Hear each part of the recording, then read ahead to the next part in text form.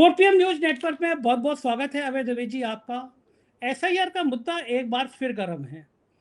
India गठबंधन के सभी नेताओं ने अब की से चीफ जस्टिस को चिट्ठी लिखी है।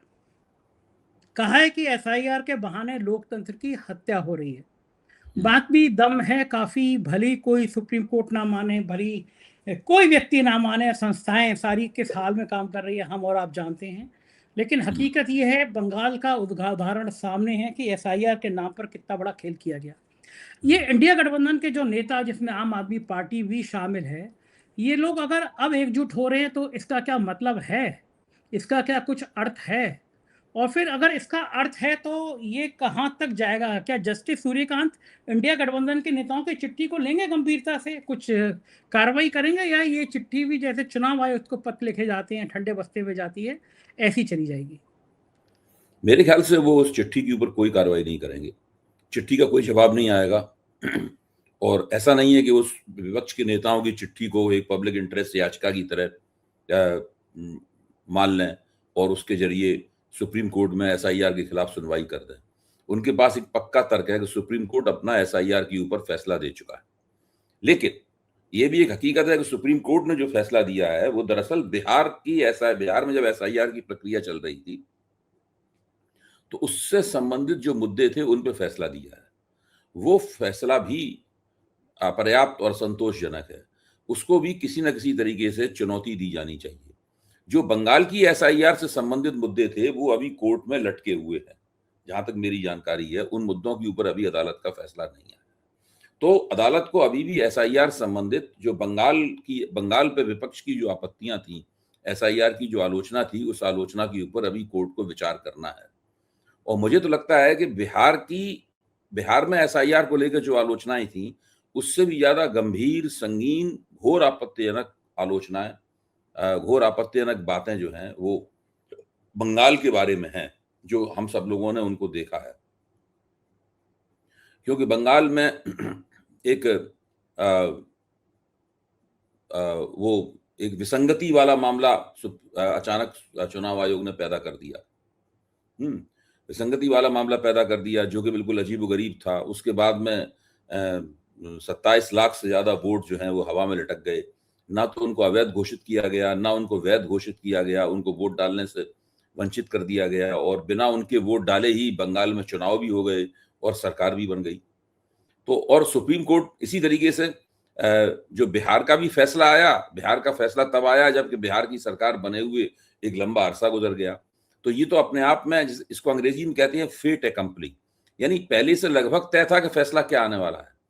अगर आप मतलब बिहार के एसआईआर को सुप्रीम कोर्ट अमान्य नहीं घोषित कर सकता था, क्योंकि बिहार की एसआईआर को सुप्रीम कोर्ट अमान्य करता तो बिहार के चुनाव को से अमान्य करना पड़ता।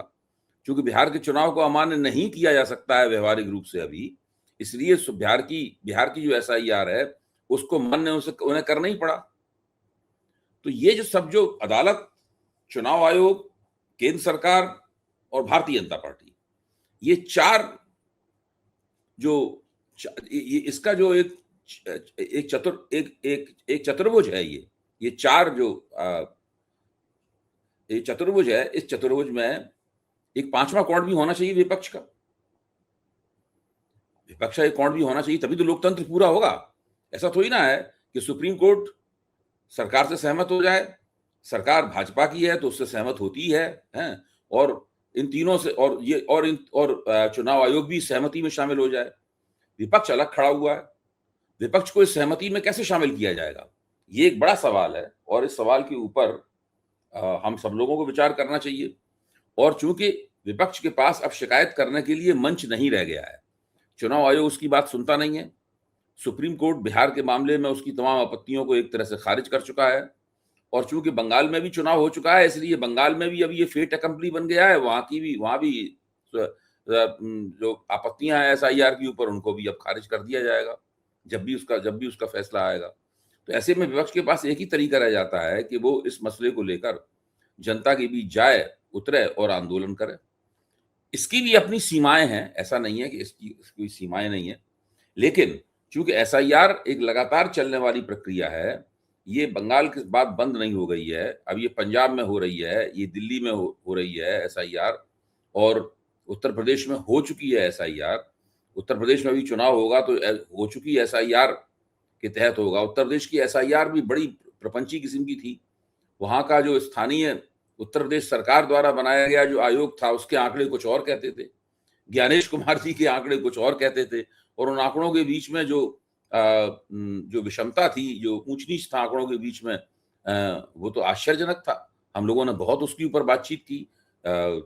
4 PM के मंच पे भी कई बार हम लोगों ने उन आंकड़ों के ऊपर बातचीत की।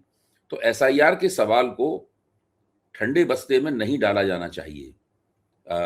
बिहार के एसआईआर के ऊपर जो फैसला आया, उस फैसले से हतोत्साहित होकर अगर विपक्ष एसआईआर पर सवाल पूछना बंद कर देगा, आंदोलन करना बंद कर देगा, अपनी आपत्तियां दर्ज करना बंद कर देगा, तब तो फिर ज्ञानेश कुमार और सरकार के लिए ये रास्ता आसान हो जाएगा। वो लोग आराम से अपने चाय कॉफी पीते हुए एसआईआर करेंगे और विपक्ष चुनाव में न जीत पाए, इसकी गारंटी करते चले जाएंगे।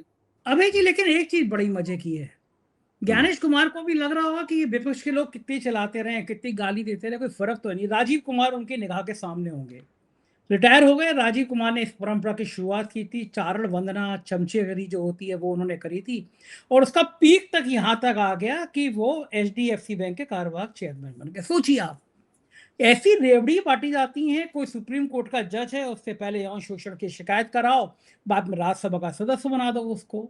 कोई व्यक्ति चुनाव आयोग को गुलाम हो जाए तो उसको HDFC का बैंक का, निजी क्षेत्र के बड़े बैंक का चेयरमैन बना दो। चंद्रचूड़ साहब, जिनको न्याय का पुजारी मानते थे लोग, वो गणेश परिक्रमा, गणेश जी की आरती करने के लिए विश्व गुरु को बुलाते हैं, और बाद में बड़ा सा बंगला और सब जाने क्या क्या कहानी उनकी भी चलती है। ये जो रेवड़ी बांटी जाती है, जो गरीबों के खाने को रेवड़ी कहते थे विश्व गुरु, और ये जो रेवड़ी बांट रहे हैं राजीव कुमार जैसे लोगों के लिए, ये रिश्ता क्या कहलाता है? ये आपने अच्छा फ्रेज, एक अच्छा मुहावरा इस्तेमाल किया है कि ये रिश्ता क्या कहलाता है। देखिए, भारतीय जनता पार्टी ने एक खास तरह की राजनीतिक संस्कृति की रचना की है। जो कांग्रेस द्वारा राजनीतिक संस्कृति की रचना की गई थी, उससे भिन्न है। ये अलग तरह की चीज है। कांग्रेस में भी कुछ कुछ अपने लोगों को कुछ खास मुकामों पर रखने का चलन था। सभी सरकारें ये करती हैं। जो लोग उनके समर्थक होते हैं, जो लोग उनके विश्वस्त होते हैं, उनको वो एक खास मुकामों पर रखते हैं। भारतीय जनता पार्टी अगर अपने ऐसे लोगों को जो कि पारंपरिक रूप से उसके साथ काम करते रहे हैं और जिन्होंने संविधान के दायरे में जाकर भारतीय जनता पार्टी की विश्वसनीय सेवा की है, अगर उनको वो कुछ खास मुकामों पर रिटायरमेंट के बाद रखती तो कोई उसमें ज्यादा आपत्तिजनक बात नहीं थी। ऐसा हर जगह होता है। योग्य और काबिल अफसर है, उसने बहुत अच्छा काम किया है। मान लीजिए शक्तिकांत दास जो हैं, वो अगर जब वो हुआ था, नोटबंदी हुई थी, तो शक्तिकांत दास ही तो वित्त सचिव थे। तो शक्तिकांत दास ने नोटबंदी में कुछ इस तरह का काम किया था जिससे नरेंद्र मोदी उनसे प्रसन्न थे। तो नरेंद्र मोदी ने उसका पुरस्कार उनको दिया रिजर्व बैंक में गवर्नर बनाकर। रिजर्व बैंक में उन्होंने ऐसा काम किया जिससे नरेंद्र मोदी और ज्यादा प्रसन्न हो गए। तो अब ये खबर चल रही है कि शक्तिकांत दास को निर्मला सीतारमन की जगह देश का वित्त मंत्री बनाया जाएगा, है ना। 6 साल हो चुके हैं शक्तिकांत दास को रिटायर हुए, लेकिन लगातार वो देश के सर्वोच्च पदों पर और बड़ी बड़ी जिम्मेदारी वाले पदों पर वो बने हुए हैं। अब हम लोगों को चाहिए कि हम लोग जरा इसका आकलन करें, जांच करें कि नोटबंदी से लेकर अभी तक क्या उन्होंने अपनी जिम्मेदारी जो निभाई है वो सरकार की ताबेदारी करने वाली जिम्मेदारी है, या उन्होंने संविधान सम्मत तरीके से अपनी जिम्मेदारी निभाई है। नोटबंदी के वक्त उनकी भूमिका क्या थी, रिजर्व बैंक के गवर्नर के तौर पर उनकी भूमिका क्या थी, इस भूमिका का अध्ययन करने से स्पष्ट हो जाएगा कि अगर वो देश के वित्त मंत्री बने तो उनकी भूमिका क्या होगी। समस्या यही है। समस्या ये नहीं है कि आप रिटायर्ड अफसरों को ऊंचे पदों पर बाद में रखते हैं, या आप अवकाश प्राप्त जजों को का पुनर्वास करते हैं ऊंचे पदों के ऊपर। ये प्रश्न नहीं है। मतलब प्रश्न ये है, वो तो हर जगह होता है, दुनिया में हर जगह होता है। प्रश्न ये है कि जब वो अपनी संविधान सम्मत शपथ लेके निभाई जाने वाली जिम्मेदारी पूरी कर रहे थे, उस वक्त उन्होंने क्या किया था? क्या उन्होंने सरकार द्वारा की गई आपत्तिजनक जो मांगे थी, उन मांगों के सामने सिर झुकाया या उन्होंने कहा कि नहीं ये मांग उचित नहीं है आपकी, हम ये काम नहीं करेंगे आपके, और साथ में सुझाव दें समांतर कि आप इस तरह काम को कीजिए, इसको ये ज्यादा सही तरीका होगा देश का काम करने का, देश का हित इसमें होगा, अर्थव्यवस्था का हित इसमें होगा। या राजनीतिक आका जो अपना आदेश देते हैं उस आदेश का सिर झुका के अपने पालन करना, और आका से भी ज्यादा आगे बढ़कर वफादारी दिखाते हुए उसके पक्ष में तर्कों को गढ़ना। तो ये इस तरह के लोग, इस तरह के जज, इस तरह के अफसर, इनका जब पुनर्वास किया जाता है तो वास्तव में वही है, इसी को जो आप जो रेवड़ी बांटना कह रहे हैं वो रेवड़ी बांटना ही होता है, अंधा बांटे। इसकी पूरी कहावत क्या है, पूरी कहावत भी हम कह दें, अंधा बांटे रेवड़ी अपन अपन को दे। अंधा जब रेवड़ी बांटता है तो वो क्या केवल जो उसके आसपास अपने लोग होते हैं उन्हीं को देता है, वो अपने आप को देता रहता है रेवड़ी। तो ये इस तरह की बात है। मुझे इसमें कोई आपत्ति नहीं है कि अगर योग्य प्रतिभाशाली व्यक्ति है, अनुभवी व्यक्ति है, तो 60 साल का केवल हो जाने से वो अब उसका अनुभव नष्ट नहीं हो जाता। उस अनुभव का सरकार को, सिस्टम को, लोकतंत्र को, सबको लाभ उठाना चाहिए उसका, और हमेशा से उठाया जाता रहा है, उठाया जाना चाहिए। एक बहुत अच्छा अफसर, एक बहुत अच्छा पॉलिटिशियन केवल उम्र दराज हो जाने से अनुपयोगी नहीं हो जाता। ये तो बहुत गलत बात होगी अगर हम उनकी योग्यता और प्रतिभा का इस्तेमाल नहीं करेंगे।